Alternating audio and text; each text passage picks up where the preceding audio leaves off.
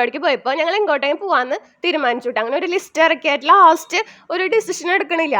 അപ്പോൾ വെള്ളമുള്ള സ്ഥലത്തേക്ക് പോകാമെന്ന് വിചാരിച്ചു. അങ്ങനെ ഞങ്ങൾ സീതാർകുണ്ട് പോകാമെന്ന് തീരുമാനിച്ചു കേട്ടോ. പക്ഷെ പകുതിക്ക് എത്തിയപ്പോൾ തന്നെ ഞങ്ങൾക്ക് ശരിക്കും മതി. എന്താണെന്ന് വെച്ച് കഴിഞ്ഞാൽ നിറച്ച് ഗട്ടറാണ് റോഡിൽ മൊത്തം. ശരിക്കും ഒരു ട്രക്കിംഗ് പോലെ ആയിരുന്നു സീതാർകുണ്ട് പോണ വഴി. പിന്നെ നിറച്ച് ബ്ലോക്കും.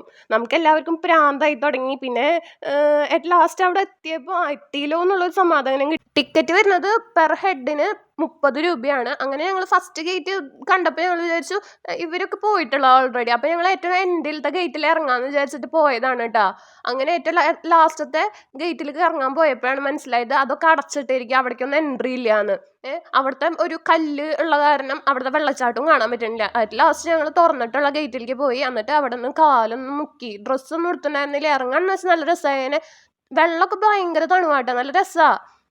ഈ ചൂടത്ത് തണുവത്ത് കിടക്കാൻ നല്ല രസമല്ലേ. അപ്പോൾ